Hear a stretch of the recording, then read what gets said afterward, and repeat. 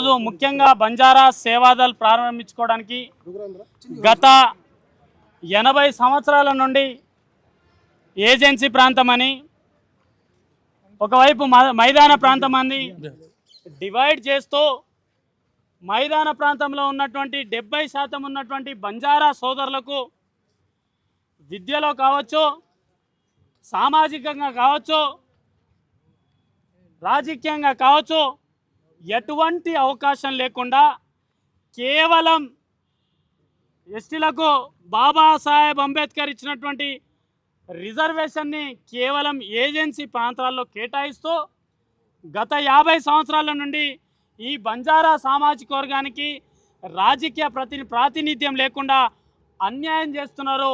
ఇందుకోసం ఈరోజు మైదాన ప్రాంతాల హక్కుల సాధనకై బంజారా సేవాదల్గా అన్ని కుల సంఘాలలో పనిచేసినటువంటి మా అన్నలు, మా సోదరులు అందరం కలిసి 70% ఉన్నటువంటి మా మైదాన ప్రాంతాలకు ఇప్పటి వరకు ఎమ్మెల్సీలో కానీ, రాజ్యసభలో కానీ, లోక్సభలో కానీ, అసెంబ్లీలో కానీ, కార్పొరేషన్లో కానీ, తర్వాత స్థానిక ఎన్నికల్లో కానీ ఎటువంటి అవకాశం లేకుండా అనగతొక్కుతున్నారనే ఉద్దేశంతోనే ఈరోజు బంజారా సేవాదల్గా ఈరోజు మైదాన ప్రాంతాల హక్కుల సాధన కోసం ఈరోజు ఈ బంజారా సేవాదల్ పౌరాగఢ్లోనే ఏదైతే ఈ 18 కోట్ల మంది బంజారాలకు పుణ్యక్షేత్రమైనటువంటి పౌరాగఢ్లో ఈ యొక్క సంఘాన్ని, ఈ యొక్క వ్యవస్థని మా గురువుల ఆశీర్వాదంతో, రామరావు మహారాజ్ గారి ఆశీర్వాదంతో, దండి మెరమయాడి ఆశీర్వాదంతో, శేఖర్ మహారాజ్ గారి ఆశీర్వాదంతో, సేవలాల్ మహారాజ్ గారి ఆశీర్వాదంతో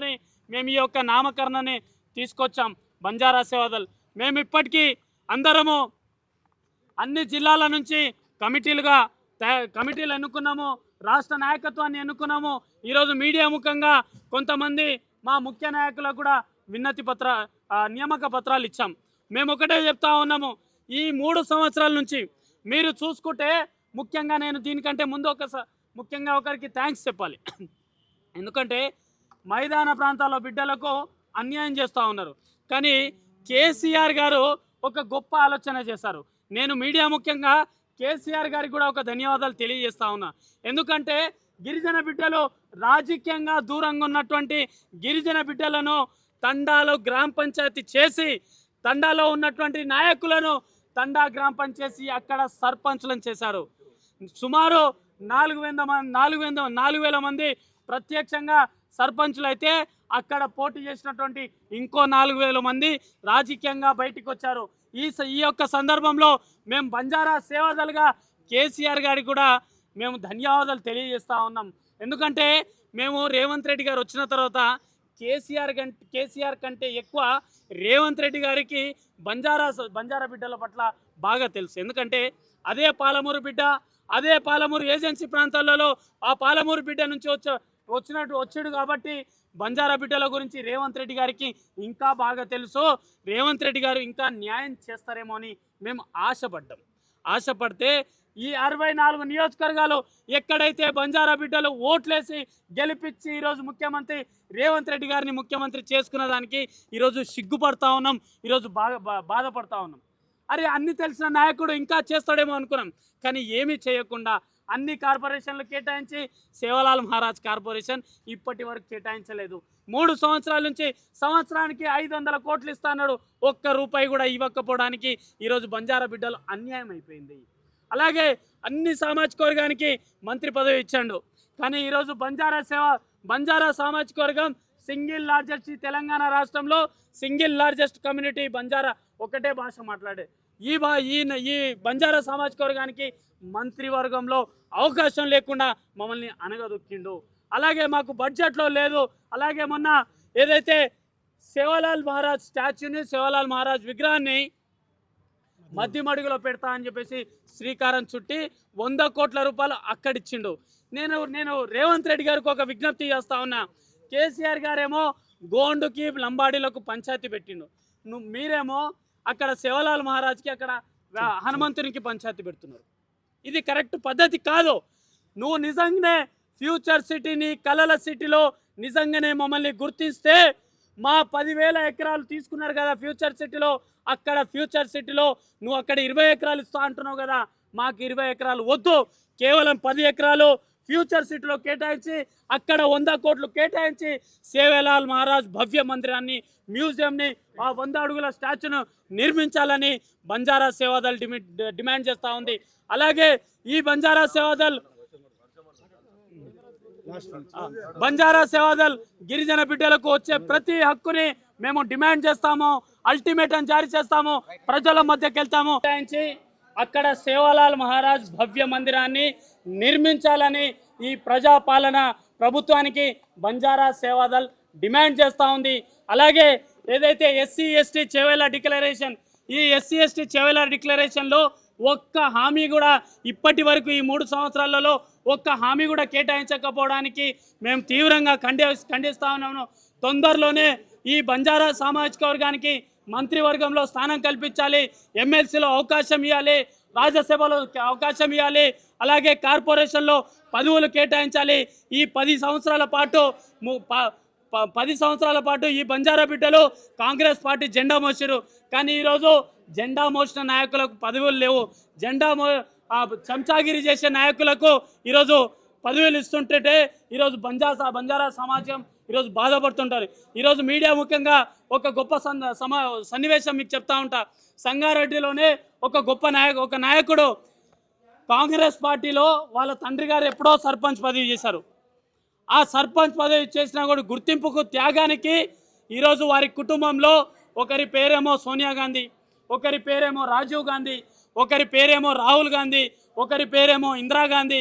ఆ కుటుంబం పేర్లు మొత్తం పేర్లు కూడా పెట్టుకున్నటువంటి సందర్భం ఈ గిరిజన బిడ్డలు. అంటే ఇంతకంటే కట్టుబడి ఎవరుంటారు? అందుకే బంజారా సేవాదల్ డిమాండ్ చేస్తూ ఉంది, రేపు జరగబోయే డీలిమిటేషన్లో కూడా ఎస్సీలకు ఏ విధంగా అయితే డిస్ట్రిక్ట్ నియోజకవర్గాలు కేటాయిస్తూ ప్రతి డిస్ట్రిక్ట్లో ఎస్సీ నియోజకవర్గాలు ఉంటాయి. అలాగనే బంజారా బిడ్డలకు కూడా డిస్ట్రిక్ట్ యూనిట్గా తీసుకొని ప్రతి నియోజకవర్గంలో 1-2 నియోజకవర్గాలు కేటాయించాలని బంజారా సేవాదల్ డిమాండ్ చేస్తూ ఉంది. బంజారాలు రాజకీయంగా కూడా లబ్ధి పొందాలి. ఇప్పుడు వరకు అనగదొక్కడం బంజారా సేవాదల్లో ముఖ్య ఉద్దేశం ఏంటి? బంజారాల సేవాదల్లో ఇక్కడ పనిచేసే నాయకులు రేపు పార్లమెంట్లో వెళ్ళాలి, ఇక్కడ పనిచేసే నాయకులు అసెంబ్లీలో వెళ్ళాలి, ఇక్కడ పనిచేసే నాయకులు ఎమ్మెల్సీలో వెళ్ళాలి, ఇక్కడ పనిచేసే నాయకులు చట్టసభలో వెళ్ళాలి. రాజకీయ స్వలాభం కోసమే మా గొప్ప నాయకుడు సుధాకర్ నాయక్, విపి నాయక్ గారి ఫోటో కూడా మా కరపత్రాల్లో పెట్టాము. మహారాష్ట్ర లాంటి రాష్ట్రంలోనే 3 పర్యాలుగా ముఖ్యమంత్రి పదవి చేశారు. అలాగే సుధాకర్ నాయక్ గారు చేశారు. ఆ తర్వాత ఏదైనా రాష్ట్రంలో ముఖ్యమంత్రి పీఠాన్ని అనుభవిస్తే ఈ తెలంగాణ రాష్ట్రంలోనే అనుభవిస్తాం. సుమారు 60 నియోజకవర్గాల్లో బంజారా బిడ్డలు ఉన్నారు. కాంగ్రెస్ పార్టీని గెలిపించింది కూడా అంటే ఓట్లు మేము వేయాలి, పదవులు వాళ్ళకి ఇవ్వాలన్న.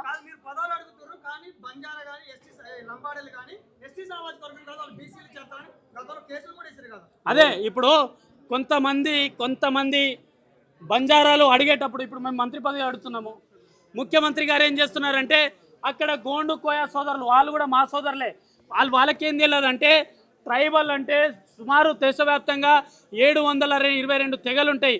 మేమందరం అన్నతమ్ములము, మేమందరం సోదరులు.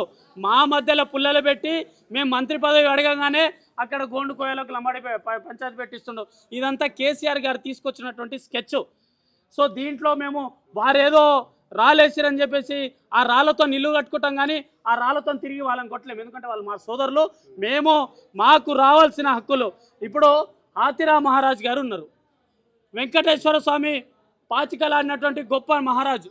కానీ ఈరోజు ఆయన భూములు అన్యగ్రంథం అయిపోయినాయి, వారికి పూజలు జరగడం లేదు. బంజారా సేవదల్ అది కూడా డిమాండ్ చేస్తూ ఉంది. ఈరోజు బంజారా భవన్ బంజారా హిల్స్లో కేటాయించారు. ఈరోజు బంజారా భవన్ దేనికి ఉందండి?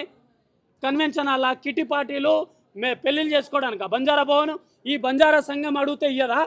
సో దాన్ని కూడా డిమాండ్ చేస్తూ ఉన్నాము.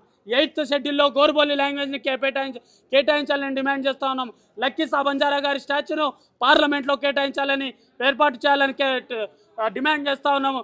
తాను నాయక్ విగ్రహాన్ని ట్యాంక్ బండ్పై ఏర్పాటు చేయాలని డిమాండ్ చేస్తూ ఉన్నాము. అలాగే అన్ని సమస్యలతోనే బంజారా సేవాదల్ ఏర్పడిందని మీడియా ముఖంగా తెలియజేస్తాం. అడ్డుకోలేకపోయారు మీరు. బంజారాలకు ఏం న్యాయం చేయగలుగుతారు? అంటే బహుశా మా లెజెండ్ టీవీ చూడలేకపోయిందట్టొచ్చు. బస్సు యాత్రను అడ్డుకుంది మేమే అని అన్న. ఇప్పుడు సక్సెస్ఫుల్ అంటే ఎట్లా చెప్పండి? ఒక 10 మందితో సక్సెస్ అవుతుందా? ఒక 9 మంది ఎమ్మెల్యేలు, ఒక 2 మంత్రులు, ఒక ఎంపీ, ఒక ఎమ్మెల్సీలు, వాళ్ళ డ్రైవర్లు ఎంత? ఒక 50 కార్లు పోయినాయి, 50 మంది డ్రైవర్లు, ఇద్దరు గన్మెన్లు 100 మంది, తర్వాత వీళ్ళ వెనకాల ఫోటోలు తీసిన వాళ్ళు ఒక 20 మంది. అంటే నేను వస్తేనే సుమారు 100 మంది ఉన్నాం ఇక్కడ. వాళ్ళు పోతే 100 మంది అంటే సక్సెస్ అని మనం ఎట్లా అనుకుంటాం? అది ఒక అట్టర్ ఫ్లాప్ ప్రోగ్రాము. కనీసం వాళ్ళ వెనకాల మనుషులు లేరు. అక్కడ పోయినటువంటి నియోజకవర్గాల్లో వాళ్ళని తరిమిగొట్టిన పరిస్థితి. ఫ్యూచర్ సిటీ బాధితులు మా భూములు లాక్కుంటే మీరు బస్సు యాత్ర చేస్తున్నారా, సిగ్గుపడండి అని వాళ్ళు అడ్డుకున్న సందర్భం. ఇంకే విధంగా అడ్డుకోవాలి? మేము ప్రతి అడుగున అడ్డుకుంటాము. బంజారా సేవాదలు ఇప్పటి నుంచి ఊరుకోదు. అల్టిమేటం జారీ చేస్తూనే ఉంటాము. ఆ అవకాశం వచ్చేంత వరకు, మా హక్కులు లాక్కునేంత వరకు గుంజుకుంటాం. ఇప్పటివరకు ఇందాక కేసీఆర్ గారికి చెప్పాం. కేసీఆర్ గారు మంచి చేశారు, చెడు కూడా చేశారు. రేవంత్ రెడ్డి గారు కంటిన్యూ చెడుగా చేస్తున్నారు. కాబట్టి అల్టిమేటం జారీ చేస్తూ వస్తాం. అవసరమైతే ఎవరైతే రేవంత్ రెడ్డి గారిని నియమించారో వారి ఏఐసిసి కార్యాలయాన్ని కూడా అష్టదిగ్బంధం చేస్తామని కూడా హెచ్చరిస్తా ఉన్నాం. జరిగింది. ఈ సంఘాన్ని శివలాల్ మహారాజ్ వారసుడైన రామరావు మహారాజ్ గారి ఆశీర్వాదం కోసము పౌరాగఢ్కి వెళ్ళి, పౌరాగఢ్లో మొన్న 9వ తారీఖు నాడు మేము సంఘాన్ని ఎస్టాబ్లిష్ చేయడం జరిగింది. బంజారా సేవాదళ అంటే ఒకప్పుడు శివలాల్ మహారాజ్ మొత్తం భారతదేశంలో ఉన్న బంజారాలను మొత్తం ఏకం చేయడానికి హేరీపేర్ ఉద్యమం చేసిండు. హేరీపేర్ ఉద్యమము సేవాదళ్ అనే ఒక పెద్ద మూమెంట్ చేసి, సంఘటన చేసి, ఆ టైంలోనే సేవాదళ్ అనే పేరు శివలాల్ మహారాజ్ పెట్టి దేశం మొత్తం చుట్టి ప్రతి తండాకి స్థిర నివాసం ఏర్పడాలని చెప్పేసి తండాకు ఒక పద్ధతి నేర్పించి, అలాంటి సేవాదళ్ శివలాల్ మహారాజ్ పెట్టిన అదే పేరును మేము తీసుకొని ఆయన ఆశీర్వాదంతోనే అక్కడ పౌరాగఢ్ నుంచి అయితే ఈ సంఘం పెట్టడానికి ముఖ్య ఉద్దేశం ఏంటంటే దీంట్లోనే రాసి ఉంది, మైదాన ప్రాంత హక్కుల కోసం.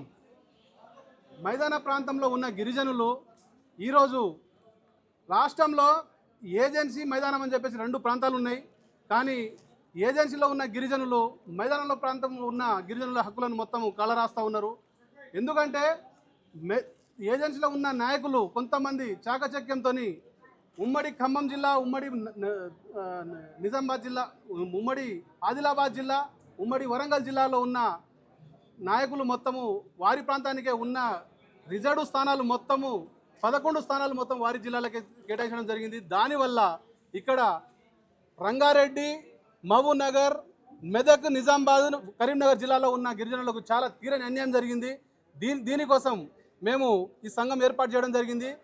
దీనివల్ల మేము చెప్పేది ఏంటంటే, ఎస్సీలకు ప్రతి జిల్లాకి జిల్లా యూనిట్ తీసుకున్నట్టు, జిల్లా యూనిట్ ద్వారా ప్రతి జిల్లాకి 1-2 కాన్స్టిట్యున్సీలు ఎస్సీలకు ఉంటుంది. కానీ ఎస్టీలకు మాత్రం మొత్తం 1 సైడే ఉన్నట్టే ఉంటుంది. ఎందుకంటే అది రాష్ట్ర యూనిట్ తీసుకోవడం వల్ల. మేము ప్రభుత్వానికి డిమాండ్ చేసేది అంటే ఎస్టీలకు కూడా జిల్లా యూనిట్గా ఏర్పాటు చేయాలి. దాన్ని అసెంబ్లీలో తీర్మానం చేసి పార్లమెంట్కి పంపించి ఎలక్షన్ కమిషన్కి పంపించాలి. దాంతోపాటు భారత ప్రభుత్వము డీలిమిటేషన్ అని చెప్పేసి నియోజకవర్గాల పునర్నియోజకవర్గాలు చేస్తున్నారు. కాబట్టి భారత ప్రభుత్వాన్ని కూడా ఒక మాట చెప్తున్నాము, ఇక్కడ తెలంగాణలో మైదాన ప్రాంతానికి చాలా అన్యాయం జరిగింది. రాబోయే డీలిమిటేషన్లో ఎన్నైతే ఎస్టీ స్థానాలు పెరుగుతాయో అవి మొత్తం మైదాన ప్రాంతానికే కేటాయించాలని. మేమేమి ఏజెన్సీ ప్రాంతానికి మేము అన్యాయం చేయట్లేదు, వారికి ఉన్నది మేము కావాలని మేము అడగట్లేదు. కానీ మా హక్కుల గురించి మేము మాట్లాడుతున్నాము. ఎందుకు అంటున్నామంటే ఏజెన్సీ ప్రాంతంలో 30% జనాభా ఉంటుంది, 70% జనాభా మైదానంలో ఉంటుంది. కాబట్టి మైదానంలో ఉండే గిరిజనులకు అసలు హక్కులు, వాళ్ళకు వచ్చే బెనిఫిట్స్ కానీ ఒక్కటి కూడా అసలు మైదాన ప్రాంతంలో ఉన్న గిరిజనులకు అసలు మాకు ఇన్ని హక్కులు ఉన్నాయి, మాకు ఇన్ని బెనిఫిట్స్ ఉన్నాయనే విషయం కూడా తెలియదు చాలామందికి. ఇక్కడ ఉన్న రాజకీయంగా కానీ చాలామంది రాజకీయ నాయకులు ఇప్పుడు మీ వైఫల్యమేనా అంటే పబ్లిక్ అంటే ప్రభుత్వాన్ని ప్రశ్నించాక మీరు అవగాహన తెచ్చుకోక ఉండడం మీ వైఫల్యమా, ప్రభుత్వ వైఫల్యమా? వాస్తవానికి మీకు ఒక చరిత్ర చెప్పాలన్నా, మీకు ఒక మాట చెప్పాలి ఏంటంటే, ఇక్కడ ఉమ్మడి ఖమ్మం జిల్లా వరంగల్ జిల్లాలో ఉన్న నాయకులు కొన్ని బ్రిటిష్ వాళ్ళ పరిపాలన అటు సైడు ఆంధ్ర సైడు ఉండి దాని మిషనరీ ప్రభావం వల్ల కొంతమంది రాజకీయ నాయకులు చదువుకొని అవగాహన తెచ్చుకొని కొంతమంది నాయకులు రాజకీయంగా కొంచెం ముందున్నారు.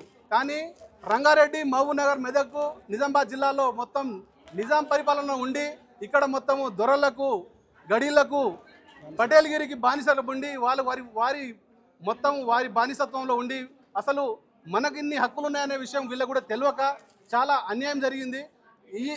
ఈ అన్యాయం ఎంత ఇప్పటికీ 50 సంవత్సరాలైంది. గిరిజనులు ఇటు సైడు తెలంగాణలో ఉండే గిరిజనులకు రిజర్వేషన్ రావడానికి 50 సంవత్సరాలైంది. 50 సంవత్సరాలకు కూడా మొత్తము ఇంకా దగ్గర 5 కాదు దగ్గర 10 సార్లు ఎలక్షన్ జరిగితే అప్పటికి ఇప్పటి వరకు ఒక్కసారి కూడా ఒక ఎమ్మెల్యే కానీ ఎంపీలు కానీ జిల్లా పరిషత్ చైర్మన్లు కాదు ఒక్కటి కూడా రాలేదు. కాబట్టి ఇప్పుడు మేము చెప్పేది ఏంటంటే గవర్నమెంట్ ఖచ్చితంగా దీన్ని మా డిమాండ్ని అసెంబ్లీలో తీర్మానం చేసి పార్లమెంట్కి పంపించాలని, అది పంపించే వరకు సేవాలాల్ బంజారా సేవాదళ్ ఖచ్చితంగా మేము పోరాటం చేసి తండాకు వెళ్తాము. ప్రతి ఒక్కరిని రూట్స్ నుంచి ప్రతి ఒక్కరిని తట్టి లేపి పెద్ద ఎత్తున ఉద్యమం చేసి రాబోయే టైంలో మేము ఒక డేట్ ఖరారు చేస్తాం. త్వరలో ఒక డేట్ ఖరారు చేసి హైదరాబాద్లో మొత్తము భారీ బహిరంగ సభ చేసి ఈ డిమాండ్ని మొత్తం భారతదేశాన్ని తెలియ విధంగా కోరుకుంటాము. దీనికోసం